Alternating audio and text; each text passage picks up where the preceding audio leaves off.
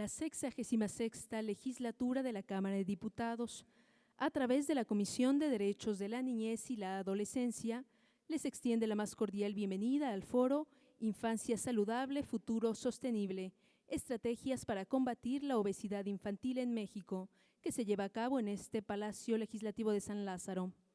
Nos hacen el honor de integrar el presidium de este acto la diputada Elizabeth Martínez Álvarez, presidenta de la Comisión de Derechos de la Niñez y la Adolescencia, promotora de este acto. Bienvenida, diputada. La diputada Delia María González Flandes, secretaria de la Comisión de Derechos de la Niñez y la Adolescencia. Bienvenida. Y el diputado Héctor Jaime Ramírez Barba, secretario de la Comisión de Salud. Bienvenido, diputado.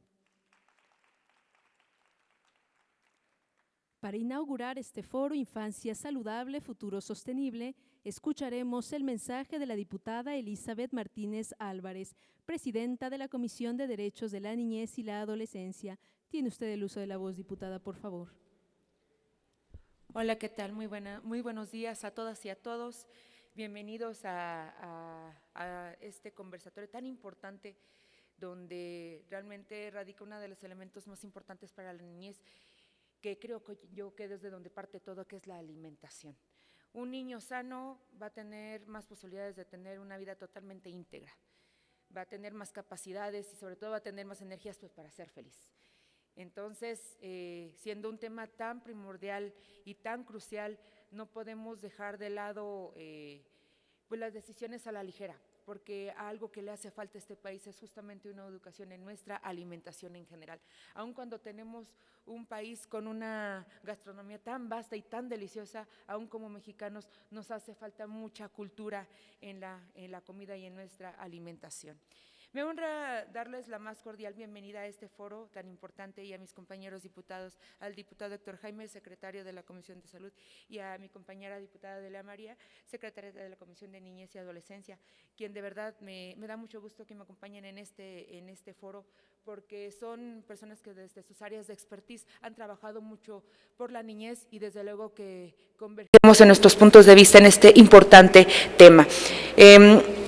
Este foro lo titulamos Infancia Saludable, Futuro Sostenible, Estrategias para combatir la obesidad infantil en México, organizado por esta comisión. Hoy nos reúne un propósito fundamental: proteger el derecho a la salud de nuestras niñas, niños y adolescentes, reconociendo que la obesidad infantil es uno de los principales retos de salud pública que enfrenta nuestro país. De acuerdo con los datos de la Encuesta Nacional de Salud y Nutrición, México ocupa uno de los primeros lugares a nivel mundial en obesidad infantil.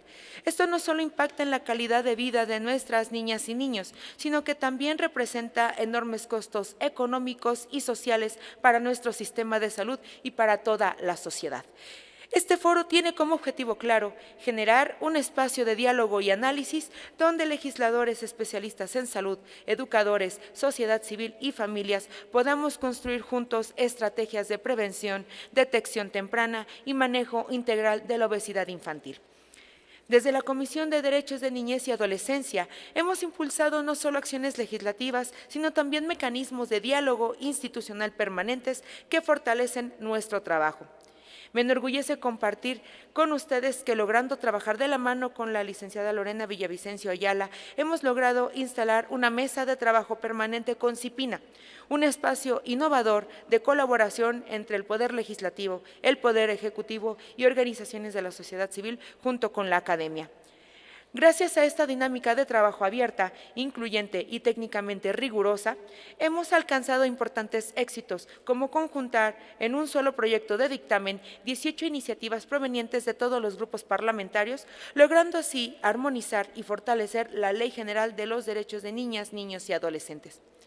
Este logro representa un ejemplo de que cuando se prioriza el interés superior de la niñez y adolescencia, las diferencias políticas superan en favor del bien común.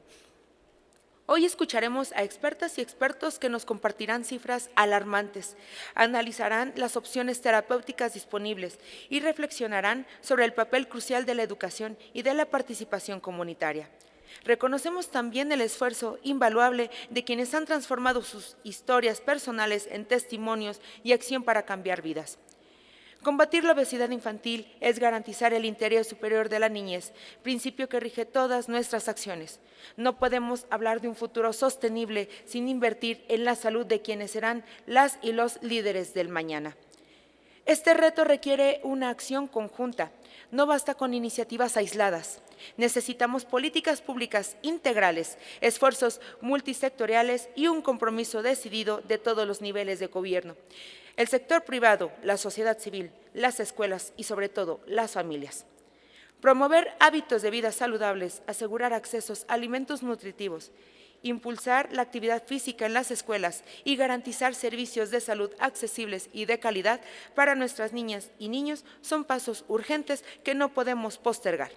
Agradezco profundamente la presencia de cada uno de ustedes, que este foro sea un espacio de propuestas, alianzas y compromisos, porque la salud de la infancia no puede esperar. Construir una infancia saludable y construir un futuro más justo, más fuerte y más sostenible para México. Muchas gracias y bienvenidas y bienvenidos. Muchas gracias, diputada Elizabeth Martínez Álvarez. A continuación, solicitamos a la diputada Delia María González Flandes nos brinde su mensaje en el marco de este foro. Adelante, diputada, por favor. Muchas gracias. Buenos días a todas y a todos. Quiero agradecer muchísimo la invitación de mi compañera diputada, la diputada presidenta de la Comisión de la Niñez y Adolescencia, la diputada Elizabeth, por la invitación para poder estar con ustedes aquí y, por supuesto, saludar también a mi compañero diputado, al doctor Héctor. Para mí es un honor el poder compartir con ustedes esta mañana y darles la bienvenida aquí en la Cámara de Diputados. Sin duda, estos foros nos ayudan a construir de la mano de todos y cada uno de ustedes quienes tienen la expertise, las políticas públicas necesarias para poder garantizar el derecho a la salud de las niñas, niños y adolescentes. Yo la verdad que agradezco siempre ese trabajo en conjunto con la sociedad civil, con en este caso las personas que están en la parte de salud, que pueden compartirnos todo lo que nos puede abonar a nosotros para poder seguir desde las comisiones correspondientes, que es la de la niñez y la de la salud, construyendo, como les decía, lo que nos garantice no violentar el derecho a la salud de nuestros niñas y niños. Hace poquito estaba en un foro justamente con personas de UNICEF y estaba Fernando, quien es el representante, y nos decía que nunca la inversión, nunca lo que se le invierta a la niñez va a ser un gasto, sino al contrario. Yo creo que invertir en la niñez es lo que debemos de hacer para poder garantizar que estos niños y niñas se conviertan en los adultos de mañana con un futuro prometedor y garantizándoles todos y cada uno de los derechos. Así que bienvenidos a todos y cada uno de ustedes. Muchísimas gracias. Muchísimas gracias, diputada González Flandes. A continuación, solicitamos al diputado Héctor Jaime Ramírez Barba nos comparta su mensaje. Adelante, diputado. Muchas gracias, muy buenos días. Tengan todos ustedes bienvenidos al Congreso, donde participamos 500 diputadas y diputados, cuya función primaria es representar al distrito donde venimos, a la población donde venimos. Y en ese tenor luego nos ponemos de acuerdo para hacer comisiones, y algunas de ellas que requieren una sensibilidad especial tienen también legisladores especiales. Entonces yo quiero dar mi testimonio de conocimiento de Elizabeth Martínez, quien ha sido una legisladora con muchísima sensibilidad por las propias situaciones que en su vida ha tenido y que con mucha resiliencia, como verán, ha podido conjuntar, como ya expresaba ella, desde mesas de trabajo para ver cómo le podemos hacer.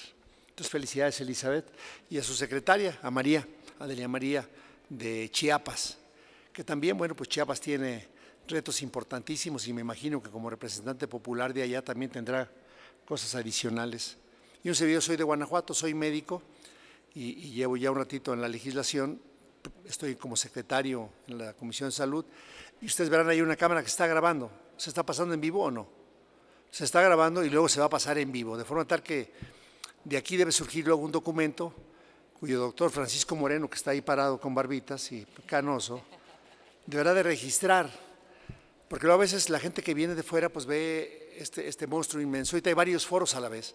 Entonces los legisladores van en diferentes lados, pero lo que sí ocurre es que hay un documento formal, después se somete en la comisión. ¿Cuántos son en tu comisión, Leti?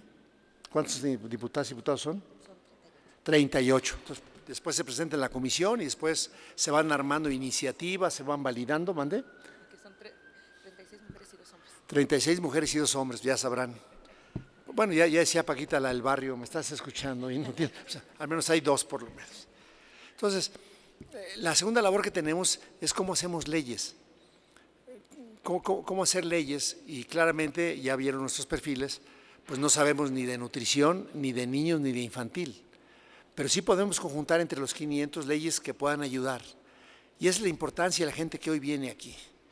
O sea, la verdad es que vi los ponentes, uno de ellos conozco y doy un testimonio de mexicanos distinguidísimos como el doctor Miguel Ángel Lezana Fernández, que es el nuevo director de la Dirección General de Epidemiología de la Secretaría de Salud, con el doctor Kasenovich, a quien felicito también porque volvimos a retomar las Semanas Nacionales de Vacunación.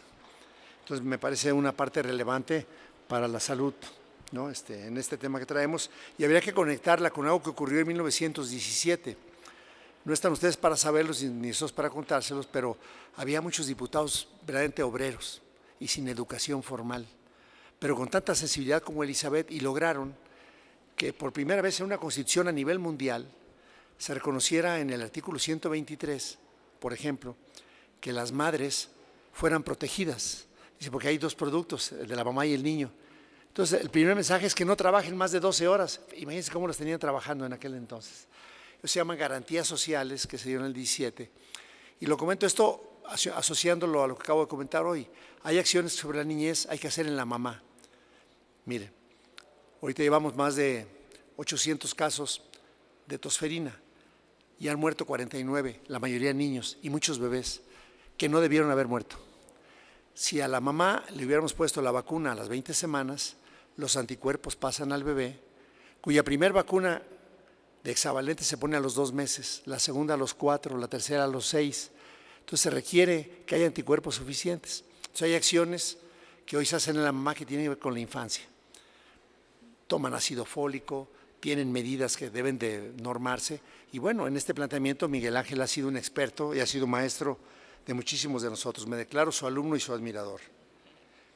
También está Silvia Lorena Villavicencio, titular de la Secretaría Ejecutiva del Sistema Nacional de Protección de Niñas, Niños y Adolescentes, CIPINA, que tú mencionabas, pues que claramente tiene una grandísima responsabilidad en México. La licenciada Silvia Valle Tepatl, de la Comisión Nacional de Mejora Continua de Educación Pública. Hemos visto ya los esfuerzos de este gobierno federal porque realmente la cantidad de calorías que se ingresan los niños en las primarias pueda revertir un poco lo que ha estado ocurriendo en los últimos años, y además pues ver que hay agua potable para que puedan beber los niños, y además que haya ejercicio, y además que puedan intervenir en la comunidad. O sea, por eso es tan complejo el tema. Después, claves para enfrentar los retos de la crianza, la doctora Michelle Usnar Mungía, del Departamento de Nutrición Materna de Instituto Nacional de Salud Pública en Cuernavaca, y el doctor Daniel Aceves Villagrán, director del Centro Nacional de la Salud de la Infancia y la Adolescencia. Temas claves, porque ¿qué falta en la ley para ponerle? Y luego, ¿cómo asociamos lo que falta en la ley para poderle poner dinero? Por ejemplo, yo sí espero que los productos que aquí tengamos se reflejen en el siguiente programa. El día 15 de este mes se publicó el Plan Nacional de Desarrollo, con métricas, pero no hay ni una de niños. Las métricas en salud es que por lo menos haya medicamentos hasta el 80% de abasto. Es la métrica más importante de las 2 que tiene, más tiene 2. Entonces, en el plan sectorial sí debe verse reflejado, porque si no apoyamos al gobierno, los que saben de este tema, que son ustedes, para que en el plan sectorial aparezcan esos programas, no va a haber la manera que los diputados podamos presionar para que haya presupuesto. Entonces es importante, para que no consideren que su ponencia es irrelevante, es clave para nosotros, porque nos tienen que alfabetizar en los temas para poderlo hacer. Aliados por la Salud, el papel de la sociedad civil y las familias en la lucha contra la obesidad infantil, y estará la doctora Tania Alfaro Flores, presidenta de la Fundación Bariátrica Mexicana. Y por último, ¿cuáles son las opciones terapéuticas en el tratamiento integral de la obesidad infantil? Estará el doctor Arturo Perea, del Instituto Nacional de Pediatría, el doctor Carlos Patricio Acosta Rodríguez Bueno, del Hospital Infantil Federico Gómez, de la doctora Marta Eunice Rodríguez Arellano, del ISSSTE, es encargada del proyecto de Infancia Saludable, de la maestra Edna Karina Bravo Ávila, la jefa del Departamento de Nutrición y Dietética del Centro Nacional Siglo XXI, y la doctora Emma Adriana Chávez Manzanera, coordinadora de la Clínica Obesidad y Trastornos de la Conducta Alimenticia. Y clausura, obviamente, la presidenta de la comisión, y quizás también sea generosa y hasta la secretaria pueda también participar en la clausura. Entonces, la tarea hoy se puede con los videos, porque lo que ustedes digan se graba y se pasa a versión estenográfica, se hace un documento formal que sirve para la comisión. Yo les pediría a los ponentes, como legislador, reconociendo que los expertos son ustedes, que nos puedan tratar de enfocar en los dos temas. ¿Falta algo en la ley por hacer? ¿Falta algún presupuesto en uno de los programas? Porque la Constitución en México dice que el dinero va por programas. Entonces, sí, es que yo nomás sé de diarreas, híjole, entonces vamos a hacer un doble esfuerzo ahora como profesionales para saber las diarreas en qué programa presupuestario están. Y se le pone métrica, se le pone una manera de presupuestarlo. Y entonces el día 8 de septiembre, que la presidenta Sheinbaum presente aquí el presupuesto, si es que nos sacas el tiempo para hacerlo, para esa fecha, podríamos presionar las comisiones juntas, salud, infancia y la adolescencia, etcétera, para que el presupuesto del 2026 le otorgue a la presidenta más recursos para que cada una de las instancias, educación pública, salud, seguridad, investigación, en el caso de los institutos nacionales de salud, para poder caminar y avanzar hacia adelante. También se pueden hacer reformas para que a través del ramo 33 en las municipalidades haya agua potable, sistema de luz, mercados saludables, que haya frutas para las ventas. Ya hasta estoy yo haciendo el foro, ya me voy a callar, presidenta. Te dije que no me invitaras porque puede ser. Pero si lo que ustedes nos dicen no nos ayuda para saber si falta la ley o falta presupuesto, pues va a ser interesante. Pero la verdad es que yo creo que hoy todos los niños de México requieren, de los que son profesionales de salud, manejar un poquito de la administración en salud. De los que somos legisladores, aprender de los expertos, y de los que son funcionarios, salirse un poco del área de confort y saber lo que dicen otras personas. Yo estoy encantado de acompañarte, Elizabeth. Cuenten conmigo como un aliado pleno, lleno, porque soy abuelo de 4 nietas que son infancias y que las quiero tener. Muchas gracias. Muchas gracias, diputado Ramírez Barba. Le solicitamos a las y los integrantes del Presidium ponerse de pie para la toma de la fotografía oficial de este acto inaugural.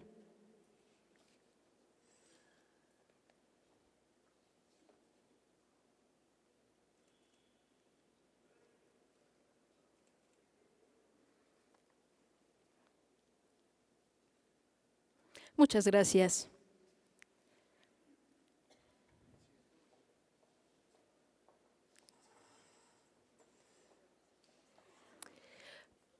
Para dar inicio a la primera ponencia titulada Cifras que alarman, la realidad de la obesidad infantil en México, solicitamos al doctor Miguel Ángel Lezana Fernández tome su lugar en el Presidium. Adelante, doctor, por favor.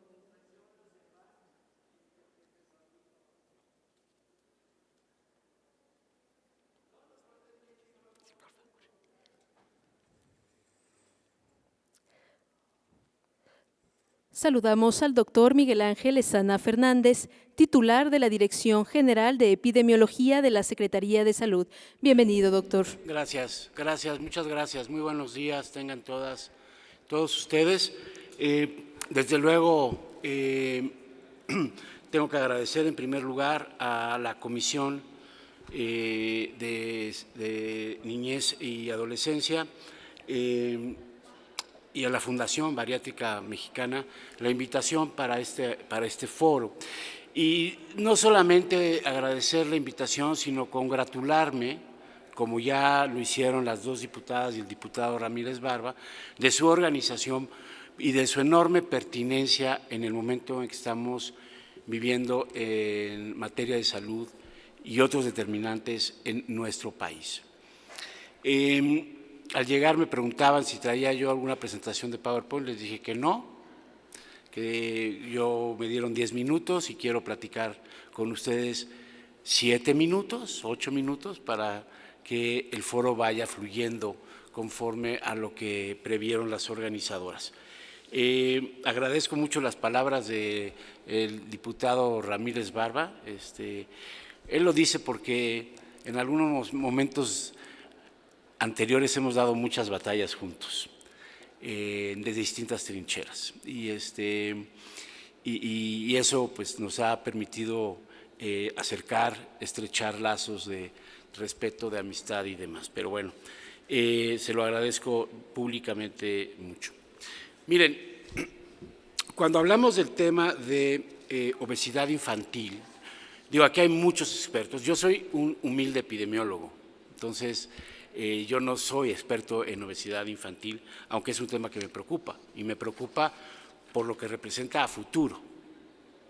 Entonces, lo que yo sí veo es, yo recuerdo la primera encuesta nacional de nutrición que se hizo en México, se levantó en el año de 1988. Posteriormente se fue transformando en lo que es hoy la Encuesta Nacional de Salud y Nutrición.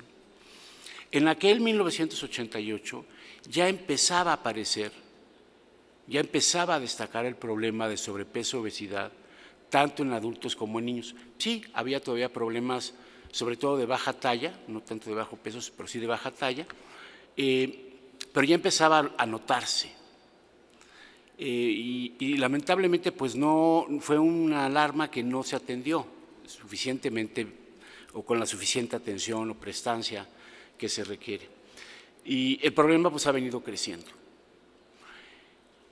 La tentación siempre es, cuando se habla de obesidad, pues vamos a invitar al sector salud. Miren, el sector salud tiene cosas que puede hacer, pero son muy limitadas. Sobre todo en la parte terapéutica hay cosas que se pueden hacer. Pero lo que más nos interesa es prevenir la obesidad. Yo supongo que el interés de la comisión está enfocada principalmente en la prevención de la obesidad durante la niñez y la adultez, la adolescencia, perdón. Y ahí la prevención, salud orienta, pero depende de lo que los infantes, los niños, las niñas, los adolescentes consuman, y depende de la cantidad de actividad física que realicen. Esos son, digamos, la mancuerna para lograr una buena o una efectiva prevención de la obesidad durante la niñez y la adolescencia. Nos mencionaban los datos de UNICEF, la diputada lo mencionó, y según UNICEF, Banco Mundial y la Organización Mundial de la Salud, en el mundo hay alrededor de 40 millones de niños, niñas menores de 5 años que tienen exceso de peso, tienen sobrepeso o tienen franca obesidad.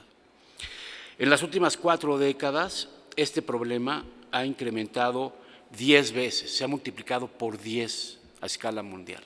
O sea, estamos hablando de un problema creciente muy preocupante. Ya en nuestro país, los datos de nuestra Encuesta Nacional de Salud y Nutrición, que ahora es continua, reportan que 36% de los escolares de 5 a 19 años tienen sobrepeso, 40% tienen obesidad. Más 16 millones de niños y adolescentes que se ven afectados por este problema. Entonces, sí tenemos un problema. Miren, ustedes son expertos en esto, pero lo que me han dicho, los expertos que he consultado, es que la importancia de combatir el sobrepeso y la obesidad durante la niñez y la adolescencia es que un niño o un adolescente que desarrolla sobrepeso, desarrolla obesidad, tiene un riesgo varias veces superior de ser un adulto obeso, con todas las consecuencias que esto tiene. Y esto tiene que ver con la forma en cómo se acumula la grasa, que si los niños lo que hacen es producir más adipocitos, en cambio los adultos lo que hacen es depositar más grasa en el citoplasma. En fin, ustedes son los expertos en eso y ustedes lo que saben. Lo que yo quiero decir es, ya se ha convertido en un lugar común, decir, problema de salud pública, sobrepeso, obesidad, diabetes, hipertensión, enfermedades cardiovasculares. Sí, pero ¿por dónde empezamos? Yo creo que hay que empezar desde la niñez y seguirnos en la adolescencia para que tengamos niños o niñas con pesos adecuados que se vayan desarrollando y eviten en la adultez desarrollar este tipo de problemas en su organismo. Entonces, ya sabemos los factores de riesgo, los sistemas alimentarios, los entornos obesogénicos, ciertas dinámicas familiares, el sedentarismo, la falta de actividad física, el bajo consumo de ciertos nutrimentos y el muy alto de otros, como son productos con azúcares añadidos en cantidades muy elevadas, y lo que se requiere pues es eso, es nutrición, hidratación, actividad física y acompañado de actividad de salud mental también para esto. Entonces, no me voy a meter en la parte de impactos económicos. El Sistema Nacional de Vigilancia Epidemiológica capta algunos casos cada año.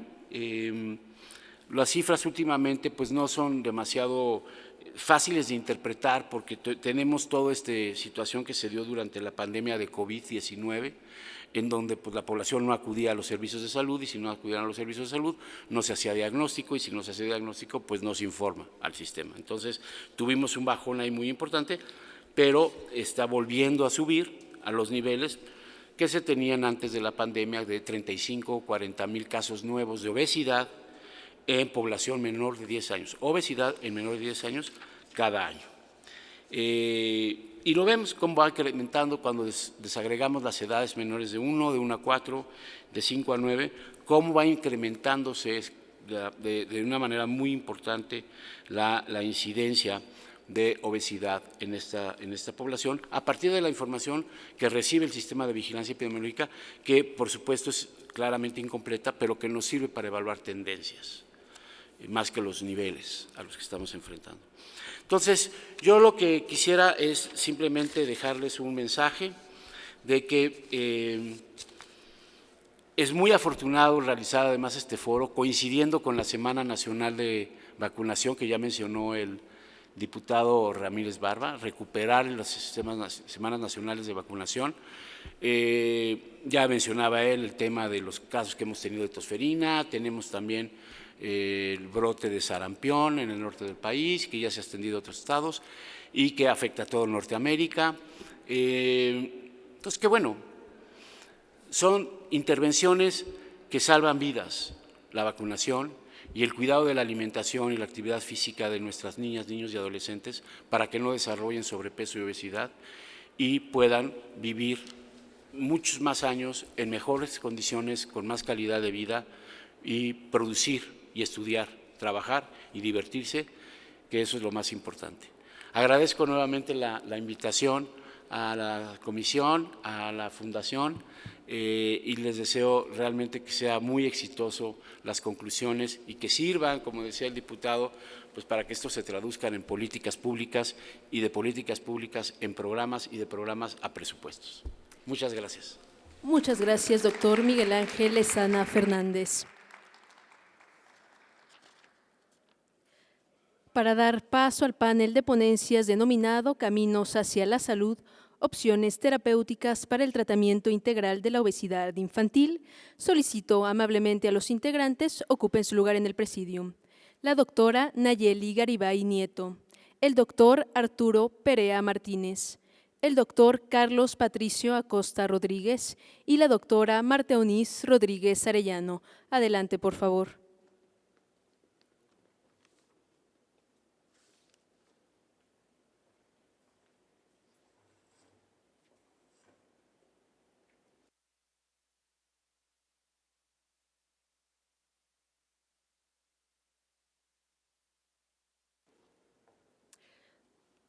Muchas gracias. Agradecemos la presencia en este acto de la doctora Nayeli Garibay Nieto, especialista en obesidad infantil del Hospital General de México, doctor Eduardo Lisiaga. Bienvenida. Muchas gracias. Gracias por la invitación. Agradecemos también al doctor Arturo Perea Martínez, jefe de la Unidad de Nutriología y Nutrición Hospitalaria del Instituto Nacional de Pediatría. Bienvenido, doctor. Muchas gracias. Y el doctor Carlos Patricio Acosta Rodríguez Bueno, jefe del Departamento de Gastroenterología y Nutrición del Hospital Infantil de México, Federico Gómez. Bienvenido, doctor. Muchas gracias. Antes de iniciar con la intervención de la doctora Nayeli Garibay Nieto, les compartiré su recorrido académico y profesional. La doctora Nayeli Garibay Nieto es médico cirujano por la Universidad La Salle y endocrinóloga pediatra egresada del Hospital Infantil de México, Federico Gómez. Cuenta con una alta especialidad en obesidad infantil, una maestría y un doctorado en Ciencias Médicas, todos por la Universidad Nacional Autónoma de México. Es coordinadora y fundadora de la Unidad de Bienestar Infantil del Hospital General de México, Dr. Eduardo Lisiaga, donde también se desempeña como investigadora en Ciencias Médicas C. Realizó estudios de posgrado en obesidad infantil en la Miller School of Medicine de la University of Miami. Es investigador nacional nivel 1 del Sistema Nacional de Investigadores y profesora de maestría en programas académicos de la UNAM y del Instituto Politécnico Nacional. Además, es profesora titular y fundadora del curso de alta especialidad en obesidad infantil y del adolescente, impartido en la UNAM y en el Hospital General de México. Adelante, doctora, tiene usted el uso de la voz. Muchas gracias por la invitación. En verdad aplaudo este tipo de iniciativas porque ciertamente necesitamos trabajar de manera intersectorial con la intención de brindar a estos pacientes un soporte desde todos los puntos de vista y evidentemente nosotros que vivimos esta problemática con ellos, pues tratar de transmitir cuáles son las necesidades que viven estos niños en el día a día. ¿Quién va a ir pasando mis diapositivas? Gracias. ¿La próxima? Y bueno, creo que se mencionó, yo quisiera solamente decir que la meta de la Organización Mundial de la Salud para el año 2035 ha sido frenar el crecimiento de la obesidad a nivel global. Y la realidad es que cuando nosotros valoramos cuáles han sido las proyecciones emitidas por la World Obesity Federation y la propia OMS, nos damos cuenta que tenemos apenas un 4% de probabilidades de alcanzar esa meta, dado el crecimiento tan importante que observamos en nuestras encuestas nacionales de salud de manera permanente.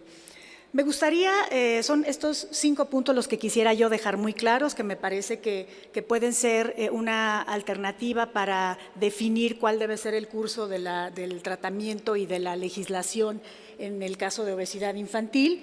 Creo que vale la pena considerar de primera instancia que la obesidad es una enfermedad crónica, es una enfermedad compleja, es una enfermedad multifactorial y es una enfermedad que va a requerir un tratamiento a largo plazo.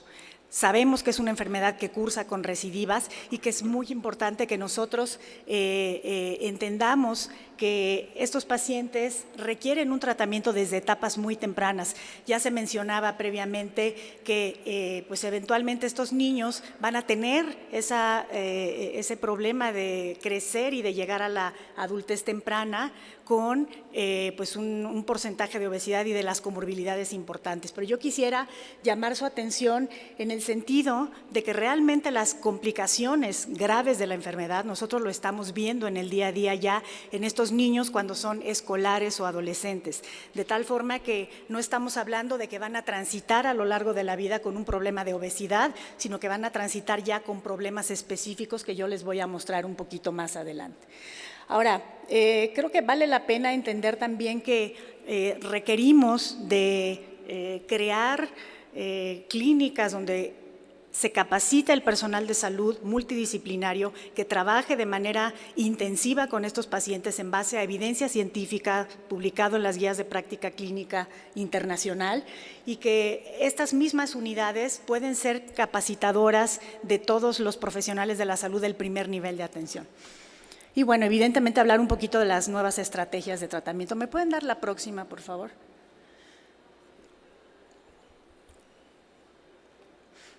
Bueno, creo que vale la pena considerar cuando hablamos de la obesidad como una enfermedad crónica, que evidentemente hay muchos factores de riesgo que favorecen que un niño nazca ya con un riesgo incrementado. La próxima, por favor, de tener sobrepeso u obesidad.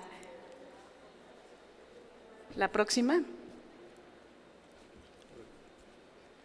Esta es un poco la manera en la que se construye la obesidad en los niños. Sabemos que hay factores de riesgo genéticos, ¿no? Sabemos que es una enfermedad que vemos de manera prevalente en las familias y que ciertamente no solo es el hecho de que la manera en la que se establecen los hábitos en casa y cómo un niño puede crecer en un ambiente que predispone al desarrollo de obesidad, sino que evidentemente la genética juega un papel muy importante. Hay por lo menos más de 200 genes que se han descrito asociados al problema del sobrepeso y la obesidad y que de alguna manera programan el metabolismo en estos pacientes. no solo cómo se desarrolla su tejido adiposo, cómo funciona ese tejido adiposo, sino además cómo se establecen estos mecanismos de apetito-saciedad que van a permanecer a lo largo de la vida. Segundo punto importante es que los bebés los fetitos que están creciendo en el vientre materno, puede ser que tengan un ambiente intrauterino que condicione que todos sus órganos y sistemas que están en un desarrollo totalmente plástico y de especialización, cuando están expuestos a problemas de sobrepeso en la madre, obesidad, problemas de inflamación generalizada, que es lo que se ha descrito como mecanismo fundamental en la obesidad, esto va a favorecer que la programación de estos niños básicamente se enfoque a tener una ganancia de peso excesiva desde las etapas más iniciales de la vida y muchas complicaciones asociadas al sobrepeso, de tal forma que estos programas que están dirigidos a los primeros 1000 días de vida son fundamentales para dar una atención especializada también a la mujer embarazada, hacerla consciente de la gran responsabilidad social que tiene en cuanto un bebé, una persona se está gestando todo su funcionamiento metabólico para lo largo de la vida, no solo en ese bebé, sino de manera transgeneracional. Se ha visto que esto puede repercutir incluso hasta la segunda o tercera generación. ¿Cómo se establecen después esos estilos de vida si el bebé toma leche materna o no? Que sabemos que es de los factores protectores más importantes. ¿Cómo se incluye a ese niño a la lactación, es decir, a la introducción de alimentos sólidos?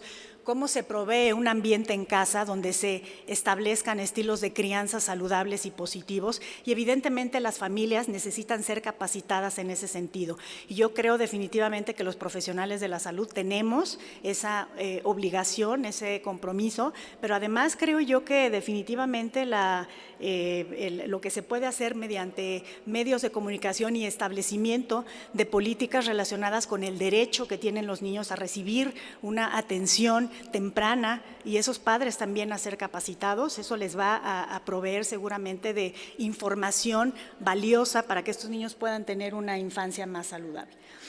Y posteriormente, cuando estos niños han transitado ya por ahí de los 6, 7 años, sabemos que toda esta carga que tienen ya genética, lo que ocurrió durante el embarazo, cómo se llevaron a cabo, se establecieron esos estilos de crianza en esos primeros 2 años de vida, van a favorecer la actitud que el niño y el estado de salud va a tener en el momento en el que se incluye a la vida social. Con todo esto que puede tener ya repercusiones cuando el niño tiene sobrepeso, obesidad, problemas de rechazo social, problemas de bullying, problemas de insatisfacción de la imagen corporal, problemas de falta de control sobre el apetito y la saciedad. Entonces, todo esto creo que nosotros como profesionales de la salud y de manera intersectorial, estableciendo estas políticas públicas que se requieren para dar un buen abordaje y un seguimiento a estos pacientes, pues definitivamente será indispensable. ¿Me das la próxima, por favor? Esto creo que es un esquema que todos ustedes conocen, pero que creo que es muy pertinente mencionarlo porque si trabajamos nosotros, creo que la parte médica de salud puede actuar mucho más desde el microsistema que ya hablamos, que tiene que ver con cómo establecemos, cómo introducimos a este niño a una vida saludable, pero además causas subyacentes que tienen que ver con la accesibilidad a los servicios de salud, con prácticas alimentarias, el ambiente escolar y comunitario, y bueno, evidentemente la calidad de los servicios. Y bueno, evidentemente como esto va a tener un desenlace favorable cuando se establezcan estas políticas públicas y evidentemente se asignen presupuestos para establecer esta vigilancia específica del crecimiento de los niños. La próxima. Esto es básicamente lo que vive un niño en etapa escolar, en etapa de la adolescencia. Vean ustedes cómo todos estos factores que pueden ir construyendo ese problema de obesidad en el niño van a representar una carga social, una carga física en el niño, una carga en su bienestar, tanto físico como emocional. La próxima. Entonces, es importante que nosotros consideremos, aquí yo les muestro, creo que esta información es relevante, es de nuestra clínica, donde pues hemos atendido ya en la última década alrededor de 4.500 familias. Vean ustedes cómo las comorbilidades más importantes que yo les menciono las estamos viendo actualmente en nuestra población. No es que la van a tener cuando tengan 30 o 40 o 50 años, es que aproximadamente el 50% de nuestros niños tienen ya un problema de síndrome metabólico, que sabemos que el hecho de padecer padecer síndrome metabólico en la infancia va a conferirle a ese niño un riesgo 5 veces mayor de tener diabetes mellitus tipo 2 y enfermedad cardiovascular cuando ese niño sea un adulto joven. Estamos hablando en la segunda, tercera década de la vida. Entonces, esto es un hallazgo importante. Vean ustedes la prevalencia que tenemos de ansiedad y depresión en nuestra población. Estamos hablando de niños que tienen un problema de salud mental importante y a la cual evidentemente tenemos que voltear a ver, ¿no?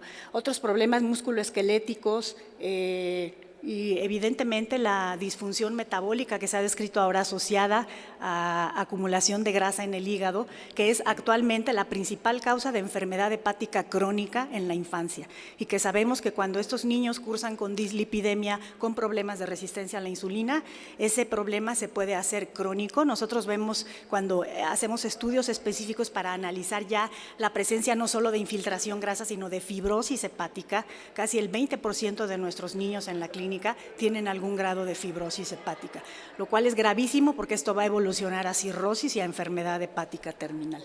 Y bueno, como podrán ver ustedes, diabetes mellitus tipo 2 estamos viendo no en un porcentaje tan alto, probablemente 2-3% del total de nuestros pacientes, pero lo que sí vemos casi en un 20% es prediabetes, lo cual, esto si nosotros no logramos hacer un tratamiento intensivo, estos pacientes pueden evolucionar en 2 o 3 años a desarrollar diabetes, y déjenme decirles que los adolescentes o niños que tienen diabetes tipo 2 progresan a las complicaciones crónicas que nos da terror ver en los adultos, la retinopatía, la nefropatía, avanzan en un periodo mucho más corto que los adultos. Entonces, la próxima, evidentemente, pues esto es un problema de salud importante. Ahora, ¿qué necesidades tenemos para el manejo de estos pacientes? Evidentemente tenemos que trabajar en la prevención, sin duda, y hay que asignar presupuesto para esto, hay que asignar posiciones, plazas, para que profesionales de la salud puedan de manera específica dedicarse a hacer una promoción de estilos de vida saludable. Porque para nosotros médicos, que de pronto, particularmente en las instituciones, tenemos que ver 20 o 30 pacientes en una jornada, es prácticamente imposible hacer una intervención que tenga que ver con capacitación a las familias en cuanto a estilos de vida saludable. Entonces, creo que esto es una llamada de atención en el sentido de decir, necesitamos profesionales de la salud que estén específicamente dedicados a trabajar con estas familias. En cuanto a la parte de prevención, pero además a la parte de tratamiento, porque hablamos mucho de prevención, pero ¿qué le vamos a ofrecer a los niños que tienen ya un problema de obesidad y de todas las comorbilidades asociadas que ya mencionamos? Es indispensable, como mencionan las guías de práctica clínica, que nosotros tengamos un equipo multidisciplinario que debe incluir un nutriólogo, un endocrinólogo, un pediatra especialista en obesidad, un psicólogo, un médico del deporte, trabajo social, enfermería. Eso es lo que debe de incluir un equipo multidisciplinario, y creo que es importante también entender que tanto la narrativa como el tratamiento de la obesidad ha cambiado en los últimos años. Creo que hemos estado muy enfocados en la parte metabólica, en decir el paciente tiene hipertrigliceridemia, tiene colesterol alto, pero no hemos volteado a ver las otras esferas que de alguna manera forman o representan barreras en cuanto al tratamiento en los pacientes. Uno son las limitaciones de la condición física. Hay niños que, a pesar de que los mandemos a hacer actividad física, tienen tales limitaciones que no hay forma de que ellos se incluyan a una actividad deportiva que disfruten, ¿no? Creo que esto puede ser una limitante cuando el niño tiene estas deficiencias, y que si no lo rehabilitamos, el niño no puede ir a hacer actividad física, se lesiona, lo rechazan y el niño se deprime. Entonces, esa es una parte súper importante, la parte funcional, donde además se incluyen también los problemas de trastornos del sueño, el reflujo gastroesofágico, etcétera, que son bastante frecuentes en estos pacientes. El otro dominio que tenemos que voltear a ver es la parte psicoemocional, hacer una buena valoración del estatus, qué problemas emocionales tiene ese niño y cómo podemos apoyarlos, ¿no? Y evidentemente a las familias, porque generalmente es algo que viene en conjunto. Y finalmente hablar del entorno social también, qué capacidades tienen esos padres de reconocer las necesidades que tienen sus hijos, cómo son sus limitaciones financieras, qué estrategias tienen para establecer estilos de crianza saludables, cuánto conocen en relación a las necesidades que tienen sus hijos. Entonces, esto es muy importante, y para esto se requiere un equipo multidisciplinario que ayude a estas familias Muchos años pensamos que necesitábamos tener un estándar de cuidado que fuera para todos los pacientes, y la realidad es que a lo largo del tiempo nos hemos dado cuenta que analizando cuáles son las limitaciones que tienen los pacientes en cada uno de estos dominios, nosotros podemos hacer un plan de tratamiento enfocado a las necesidades particulares que tiene cada paciente y cada familia, y utilizar entonces todas las herramientas que como profesionales de la salud hemos adquirido para hacer un tratamiento específico. Es importante que estos grupos multidisciplinarios estén capacitados, estén certificados a nivel internacional, que se hagan las estrategias de intervención en base a la evidencia científica, la próxima. Y bueno, creo que es muy importante que hablemos también de cuáles son las otras opciones, porque esto no ocurre solo en México, esto ocurre a nivel global, como el apego, la adherencia al tratamiento en realidad suele no ser tan alto como nosotros quisiéramos. Puede ser que entre el 40 y el 50% de los pacientes que ingresan a un programa de intervención, que se ha visto que tiene que ser un programa que tenga por lo menos 26 horas de intervención intensiva con los pacientes cara a cara, esto puede ser que tengamos un abandono de tal porcentaje de pacientes. Entonces, es muy importante que veamos, que volteemos a ver que cada vez se describen más mecanismos fisiopatológicos que están involucrados con el desarrollo de la obesidad. No es simplemente la persona que a lo mejor no es disciplinada y tiene una mala alimentación y no hace ejercicio. En realidad hay muchos factores que ya vimos que se programaron desde etapas muy tempranas y que favorecen en muchos de los casos que no pueda haber una buena adherencia al tratamiento, o que esos pacientes, a pesar de haber tenido una buena respuesta inicial, tengan una recaída importante.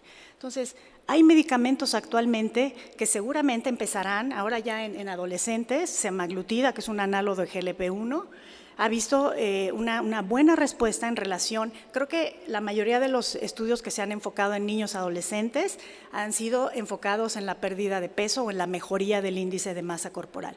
Pero la realidad es que para nosotros como pediatras es mucho más importante que el niño mejore su composición corporal, mejore la cantidad de músculo, disminuya la cantidad de grasa, mejore sus hábitos, mejore su calidad de vida y vaya mejorando su relación peso-estatura conforme transita, pero además que mantenga un crecimiento saludable.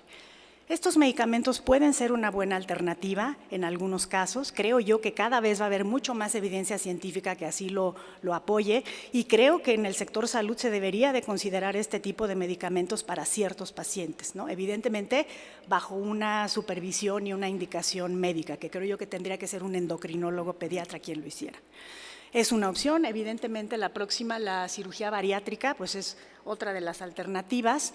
Y bueno, simplemente concluir diciendo, ¿me das la próxima, por favor? 2 adelante. La que sigue. Pues que definitivamente para un problema tan complejo tenemos que tener soluciones multicomponente. Es importante, como yo ya mencioné, hacer una intervención centrada en el paciente. Es muy importante eliminar el estigma y fomentar el trato digno para estas personas.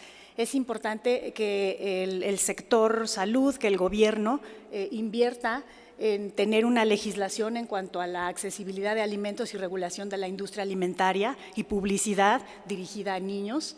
Y bueno, evidentemente procurar que estos niños tengan espacios seguros donde puedan realizar actividad física. Gracias.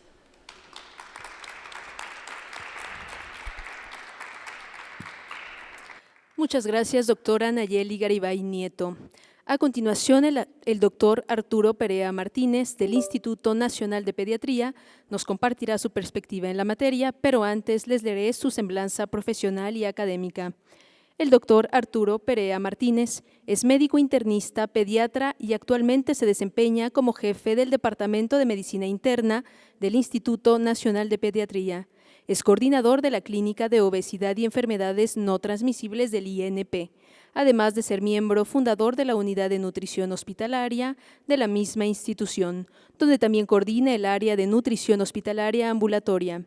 Ha sido autor de diversos artículos de revisión sobre agua, hidratación y salud infantil, y es también coordinador del Consenso sobre Hidratación Infantil Saludable. Por favor, doctor Perea, tiene usted el uso de la palabra.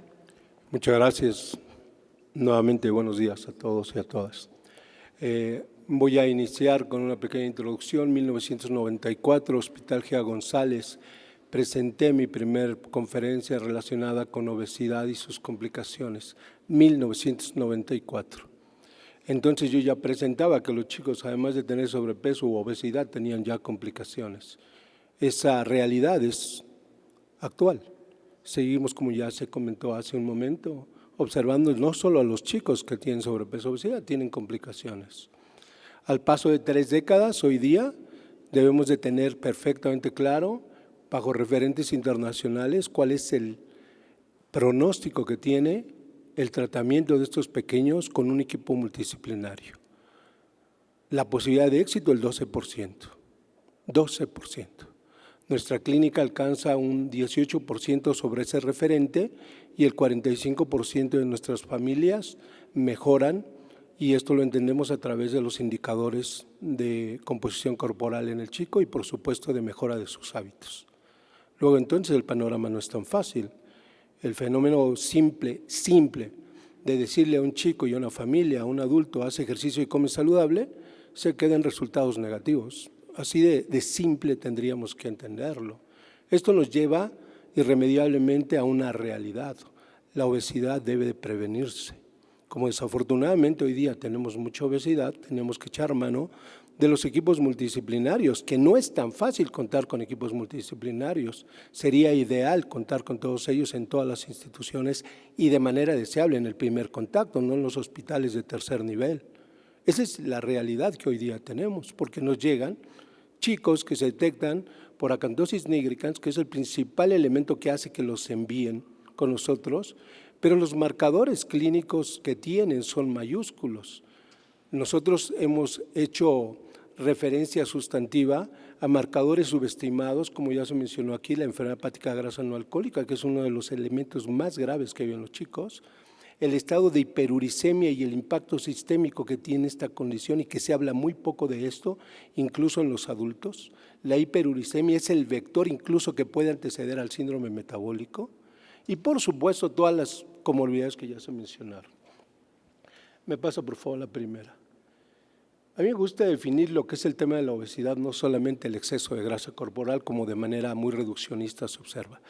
La enfermedad es crónica, con afectación de orden sistémico, limitante del bienestar del chico, de la familia, de la sociedad y de una nación, porque limita su productividad, su economía y además el desarrollo de un individuo. Así se tiene que entender el tema de la obesidad.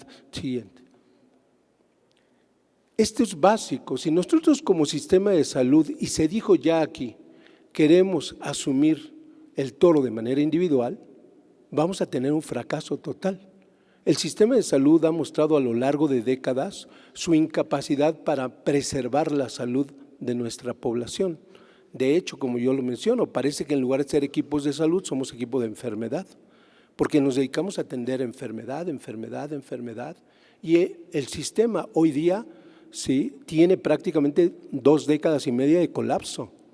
Recuerdo alguna norma oficial de diabetes mellitus que decía que la condición que existía entonces, años 90, iba a colapsar el sistema de salud. Y entonces ya teníamos a pacientes en el piso, en sillas. ¿A qué le llamábamos colapso? ¿A qué le llamábamos colapso cuando ya no había camas, cuando ya no había medicamentos? Bueno, pues evidentemente esto ha sido una condición grave. Y hoy nos piden que hablemos qué hace la sociedad civil, el individuo y la familia, siguiente por favor, en relación a la oportunidad de poder contrarrestar este fenómeno de una manera ideal. Ya se dijo y me voy a pasar varias láminas para no ser reiterativo, pero quiero destacar esto. Para resolver un problema hay que conocerlo. Y si no lo conocemos, nuestras estrategias van a estar orientadas en supuestos. Por supuesto que es sutil que haya un etiquetado, por supuesto que es sutil que haya un régimen hacendario en torno a las bebidas endulzadas, por supuesto que es importante el que se haya quitado los alimentos no recomendables en las escuelas, todo eso le abona, pero son aspectos que tienen un impacto que ya se ha medido por la OCDE muy limitado y lo observamos cuando las cifras siguen en ascenso, tal vez desaceleraron, pero siguen en ascenso.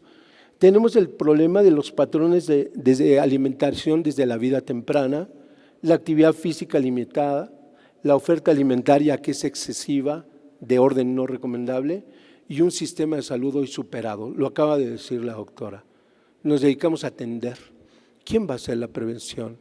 Y de aquí a que se determine que haya equipos de prevención, necesitamos capacitarlos, necesitamos prácticamente culturizarles el concepto de la salud y que se van a dedicar a cuidar la salud, no a resolver enfermedad. El médico se forma pensando en resolver enfermedades. ¿Por qué vas a estudiar medicina? Porque yo quiero curar a las personas. ¿Por qué estás estudiando medicina? Fue la pregunta que me hicieron en la facultad. Porque quiero curar personas. Y entran a la residencia médica. ¿Por qué quieres? Porque yo quiero curar. No cuidar la salud, que ese es nuestro objetivo. Siguiente, por favor, van a ser varias. Dele. Más. Ahí déjelo, por favor.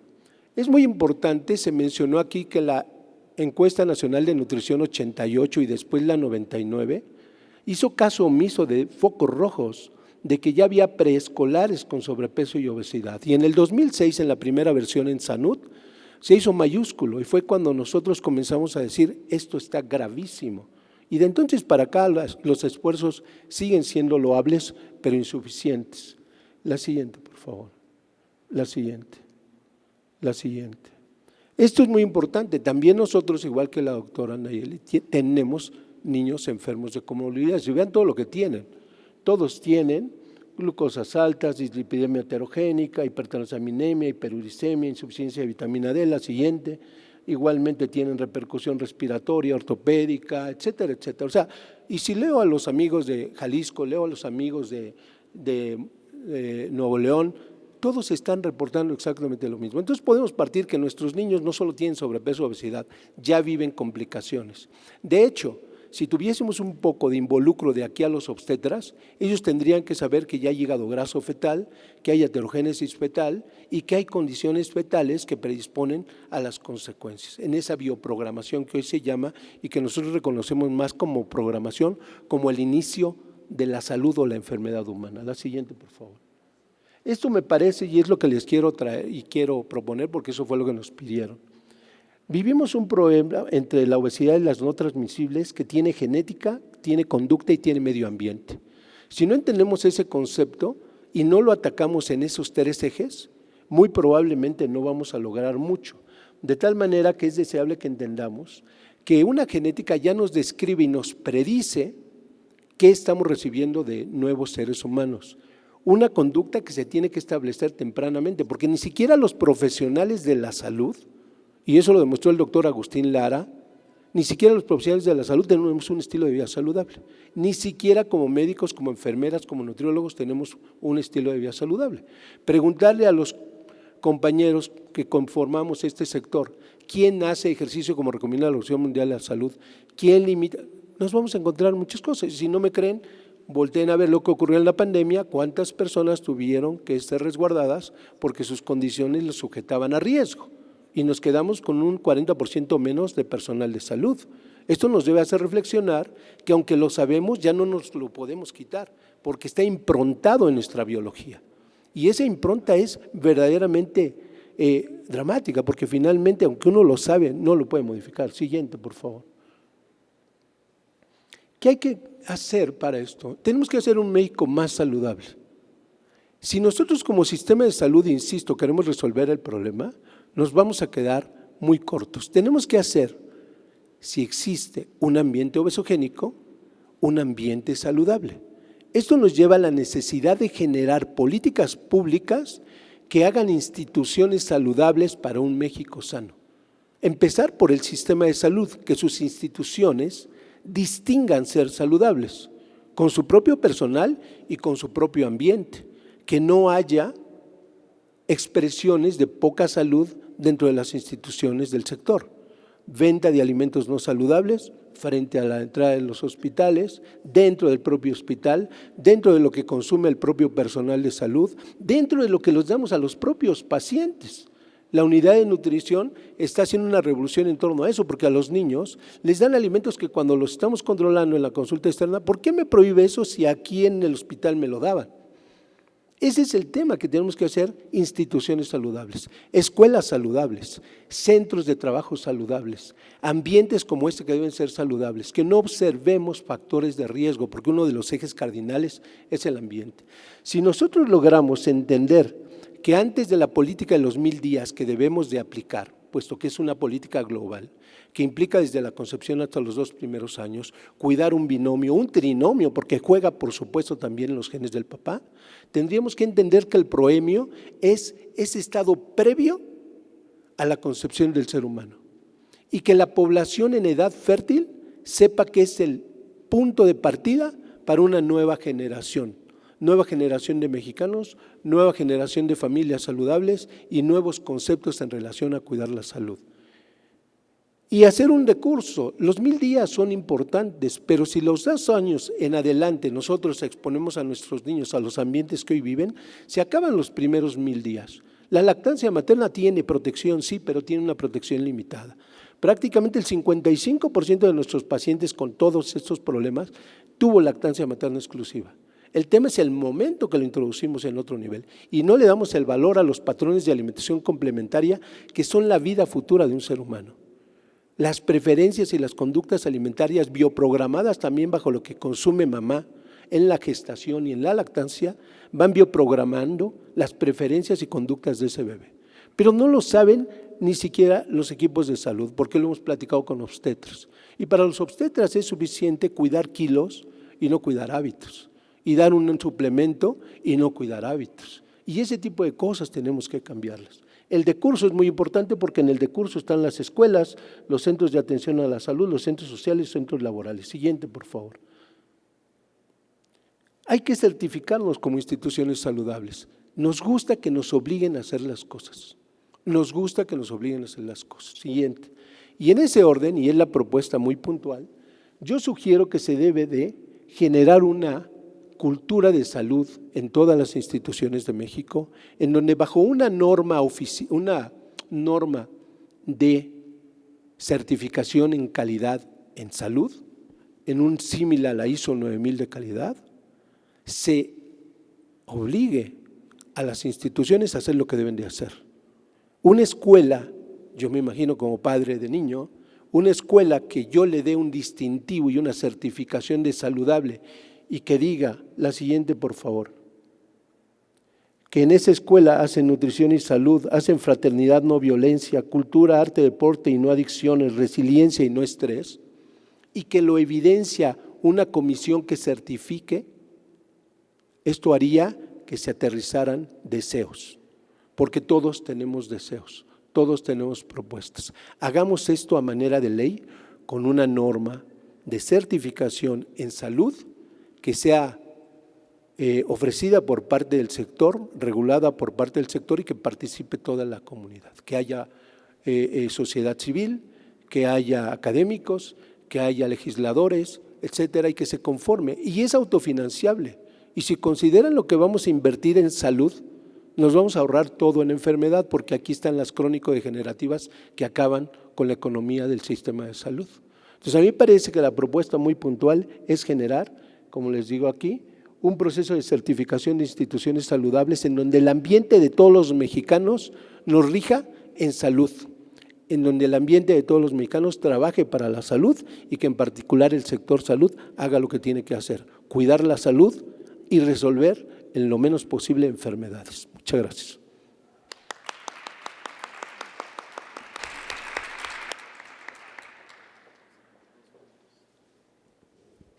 Muchísimas gracias, doctor Arturo Perea Martínez. Vamos a hacer una pequeña pausa para esperar por el simulacro que tendrá lugar en unos 2 minutos, por favor. Muchas gracias. Recording stopped.